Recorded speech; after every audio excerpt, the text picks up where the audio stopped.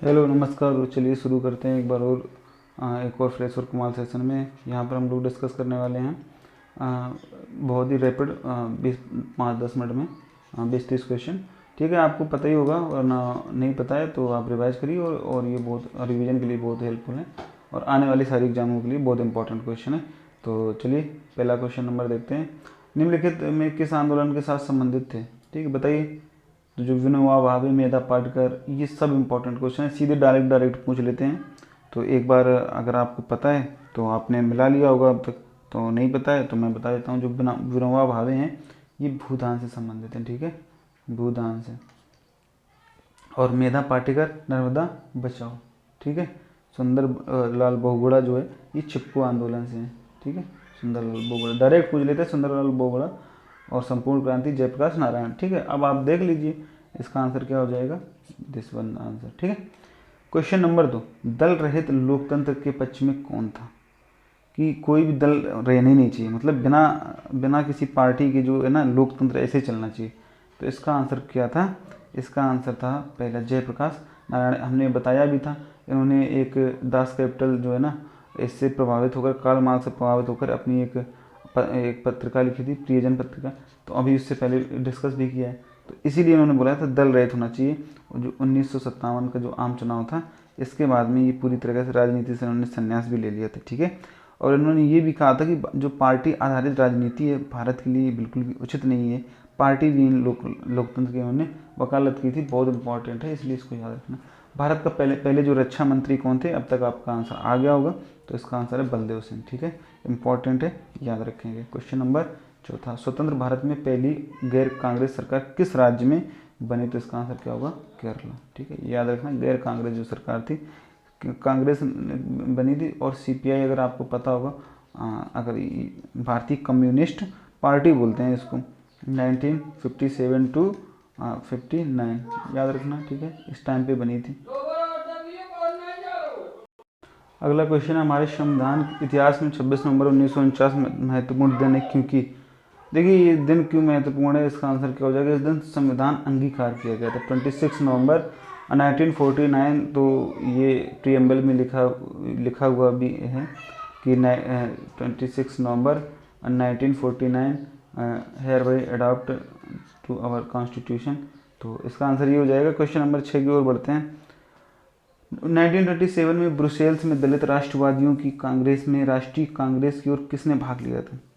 बताइए इसका आंसर क्या हो जाएगा? इसका आंसर हो जाएगा जवाहरलाल नेहरू ने। ठीक है, 1927, ये याद रखना, थोड़ा सा याद रखना, इंपॉर्टेंट क्वेश्चन है। अगला क्वेश्चन है, संपूर्ण क्रांति की संकल्प। आप देखो ये डिस्कस कर चुके हैं। ठीक है, जयप्रकाश नारायण ने 5 जून 1975। ठीक है, एक सभा को जो इन्होंने बोला था संपूर्ण क्रांति के लिए 5 जून 1975। ठीक है, याद रखना। राज्य व्यवस्था की इन्होंने पुनर्रचना के लिए बोला था, संपूर्ण क्रांति करेंगे। भारत का पहला फील्ड मार्शल कौन था? क्वेश्चन नंबर 8 का आंसर क्या हो जाएगा? SHF के SHFJ मानेकशॉ। ठीक है, अगला क्वेश्चन देखते हैं। 9वां नंबर, संयुक्त राष्ट्र महासभा का अध्यक्ष चुने जाने वाली एकमात्र भारतीय महिला कौन थी? इसका विजय लक्ष्मी पंडित, संयुक्त राष्ट्र महासभा। ठीक है, याद रखना, विजय लक्ष्मी पंडित। क्वेश्चन नंबर जो 10वां है, ये अधिमिलन प्रपत्र पर हस्ताक्षर करने वाला निम्न में से पहला कौन था? तो ये अधिमिलन जो प्रपत्र था, ये त्रावणकोर का ये दीवान था। ठीक है, तो इसका आंसर कौन हो जाएगा? त्रावणकोर का दीवान। क्वेश्चन नंबर 11, वर्ष 1947 के बाद निम्नलिखित में से किस राज्य को भारतीय संघ के साथ बलपूर्वक मिलाया गया था? Hyderabad is the right answer. देखो कितनी बार आया हुआ है। ठीक है, याद रखना ये सब क्वेश्चन। पंचशील का सिद्धांत इंपॉर्टेंट है, ये याद रखना। पंचशील का सिद्धांत निम्न में से क्या नहीं है? ठीक है, तो आपको पता होना चाहिए जो गुण निरपेक्षता, ये पंचशील का सिद्धांत नहीं है। और नेहरू की जो विदेशी जो नीति थी, इनका मूल आधार पंचशील सिद्धांत था। ठीक है, और इनके सिद्धांत शांतिपूर्ण सह अस्तित्व का सिद्धांत तथा भारत तथा तिब्बत के जो व्यापार हैं ये संबंधित थे। 1954 का था, 1954। एक दूसरे के आंतरिक मामलों पर पारस्परिक हस्तक्षेप होना चाहिए, अखंडता भी मेंटेन रहनी चाहिए। क्वेश्चन नंबर 13, ये भी पूछता है पंचशील का सिद्धांत किसने दिया, तो ये किसने दिया, नेहरू जी ने। ठीक है, याद रखेंगे, नेहरू जी ने, जवाहरलाल नेहरू। स्वतंत्रता प्राप्ति के बाद भारत सरकार ने निजाम के हैदराबाद राज्य को निम्नलिखित में से किस कार्रवाई द्वारा अधिकार में लिया था, तो क्वेश्चन नंबर 13 का आंसर क्या हो जाएगा, ठीक है, सैनिक कार्रवाई द्वारा। स्वतंत्र भारत की पहला महिला राज्यपाल कौन थी, इंपॉर्टेंट है, याद रखना। तो इसका आंसर क्या हो जाएगा, सरोजनी नायडू जो है ना, स्वतंत्र भारत की पहली महिला राज्यपाल थी। और ये इकलौती थी जिन्होंने कांग्रेस जो सेशन था उसकी अध्यक्षता की थी। कब की थी, बताइए जरा, 1925 में। ठीक है, अगला क्वेश्चन देखते हैं। और रही कब से थी, 1947 टू 49 तक रही थी, ये याद रखना, पहली महिला राज्यपाल के रूप में। और जो उनकी बेटी थी पद्मजा नायडू, दूसरी भारतीय महिला थी जिन्होंने पश्चिम बंगाल के राज्यपाल के रूप में कार्य किया है, ये आपको नहीं पता होगा। ठीक है, क्वेश्चन नंबर अगला देखते हैं। जब भारत और रूस के बीच मैत्री और असहयोग की संधि पर हस्ताक्षर किए गए तब रूसी नेता कौन था, ये थोड़ा सा मतलब ठीक है, अगर पता है तो नहीं पता है, वरना नॉलेज के लिए देख लो इसको। निकिता खुश्चेव। ठीक है, सोवियत संघ में भारत के प्रथम राजदूत के रूप में किसने काम किया, तो आंसर क्या हो जाएगा, विजय लक्ष्मी पंडित, ये याद रखना। क्वेश्चन नंबर 70, भारत और पाकिस्तान की सीमा का किसके द्वारा सीमांकन किया गया, क्वेश्चन नंबर 17 का आंसर क्या होगा, सर सिरिल रेडक्लिफ। ठीक है, ये तो पूछ ही लेते हैं। आज़ादी के बाद भारत और नेपाल के बीच प्रथम शांति और मित्रता संधि किस वर्ष काठमांडू में हस्ताक्षरित की गई, बड़ा कठिन से शब्द है, प्रोनाउंसिएशन भी नहीं हो रहा सही से, तो बताइए क्या इसका आंसर हो जाएगा। तो क्वेश्चन नंबर जो 18 है, इसका आंसर क्या होगा, 1950। ठीक है, तो जो प्रथम भारत नेपाल मैत्री संधि 31 जुलाई 1950 को काठमांडू में हुई थी। और अगला क्वेश्चन देखते हैं। 1972 में शिमला समझौते पर हस्ताक्षर करने वाले प्रथम पाकिस्तान के प्रधानमंत्री का नाम क्या था, इंपॉर्टेंट क्वेश्चन है, याद रखिए।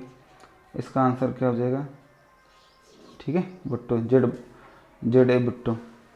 तो अब क्वेश्चन नंबर 19, हाँ ठीक है, 19 हो गया। पंचशील सिद्धांतों को देखो, ये इंपॉर्टेंट है, अभी अपन ने डिस्कस भी किया था और आ भी किया। ठीक है, तो इसका आंसर किसने क्या हो जाएगा, इसका आंसर हो जाएगा पंडित जवाहरलाल नेहरू ने। ठीक है, अभी अपन बात भी कर रहे थे जो पंचशील सिद्धांत में शामिल कौन नहीं है, गुटनिरपेक्ष नहीं शामिल है। क्वेश्चन नंबर 21, कोयला की खानों का राष्ट्रीयकरण किस वर्ष में किया गया था, 21 का आंसर हो जाएगा 1972 में। थोड़ा सा याद रखिए, इंपॉर्टेंट क्वेश्चन है। और जो क्योंकि कोयला संरक्षण अधिनियम आया था 1974 में।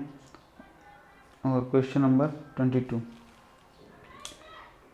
भारत और चीन के बीच पंचशील समझौता कब साइन हुआ था। ठीक है, क्वेश्चन नंबर 22 का आंसर क्या हो जाएगा, 1954। भारत के दौरे पर आने वाला पहला अमेरिकी राष्ट्रपति कौन था, थोड़ा सा याद रखना, कौन यूएस से आया, कोई ये नहीं पता लगता इंडिया से कौन गया, बट ठीक है, डी आइजनहावर। ठीक है, 1953 टू 61 में ये आए थे, इंपॉर्टेंट क्वेश्चन है। क्वेश्चन नंबर 24, निम्नलिखित में से कौन सा रजवाड़ा स्वतंत्रता के बाद भारतीय संगठन में सम्मिलित नहीं हुआ, तो 24 का आंसर क्या हो जाएगा, हैदराबाद। सेम क्वेश्चन आ गया, पंडित जवाहरलाल नेहरू इस समय तक प्रधानमंत्री थे, ये आपको पता होनी चाहिए, एक बार देख लेना कौन प्रधानमंत्री कितने समय तक रहा है। तो 25 का आंसर क्या हो जाएगा, 25 का आंसर हो जाएगा, हाँ, ये स्वतंत्र भारत के प्रथम प्रधानमंत्री थे। अगर ये भी नहीं आता तो तुम गधे हो। वे 1964 से अपने पद तक जो है ना, ये यहाँ तक रहे, और जो इनका इंतकाल हो गया था तो 16 वर्ष और 286 दिनों तक अपने पद पर रहे हैं।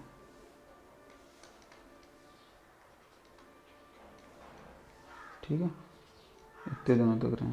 क्वेश्चन नंबर 26,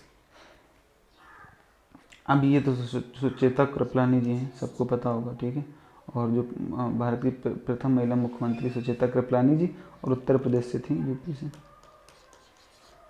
स्वतंत्रता के बाद रियासतों का भारत संघ में एकीकरण के लिए कौन जिम्मेदार है? सबको पता है भाई, ये 27 का क्वेश्चन का आंसर जो अपने पटेल साहब थे वो थे, ठीक है। और इसका क्वेश्चन नंबर 27, ठीक है, पटेल साहब। स्वतंत्र भारत के प्रथम गवर्नर जो जनरल थे वो कौन थे? ये इसका आंसर होगा लॉर्ड माउंटबेटन। और ये आपके 10 मिनट में जो 28 क्वेश्चन हुए, आई होप आपने 25 प्लस क्वेश्चन करे होंगे। कम से कम रिवाइज तो हो ही गया होगा एक बार, जो आपके दिमाग में बहुत सारे सवाल भी उठेंगे। और ठीक है, अगर आपको आता है तो बढ़िया बात है, नहीं आता तो एक बार रिवाइज जरूर करिए, 1-2 बार वीडियो देखेंगे तो ये लगभग जो मॉडर्न हिस्ट्री का हम लोगों ने कम से कम 600 से 700 क्वेश्चन कंप्लीट कर लिए। इससे मॉडर्न हिस्ट्री में कोई भी क्वेश्चन बाहर नहीं जाएगा। और आप एक काम कर सकते हैं कि इन सभी क्वेश्चन को 1 से 2 घंटे में जो है ना पूरा रिवाइज कर सकते हैं बहुत अच्छे से, ठीक है। और पढ़ते रहिए, रिवाइज करते रहिए। Thank you so much. Like share and subscribe, शांत रहिए, पढ़ाई करते रहिए। Thank you so much.